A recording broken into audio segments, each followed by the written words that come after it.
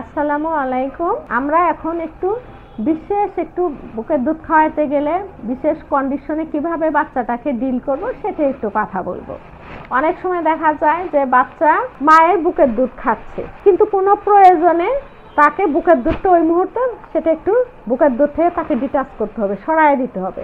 তা আমরা যখন অনেকেই জানি, তখন করে কি বাচ্চাটাকে চট করে ব্রেস্ট থেকে এভাবে সরায় দিই।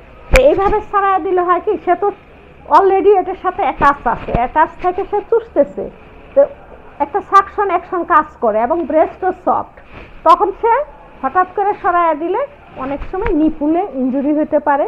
সেই জন্য এইভাবে বাচ্চা ছাড়ানো যাবে না। যদি আমার ছাড়াইতে হয় তাহলে কি করতে হবে, আমার এই কানি আঙ্গুলটা বাচ্চার মাউথ অ্যাঙ্গেল অফ দি মাউথে আমরা এইভাবে ইন্ট্রোডিউস করব। এইভাবে ইন্ট্রোডিউস করলে সে অটোমেটিক ব্রেস্টটা ছেড়ে দিবে।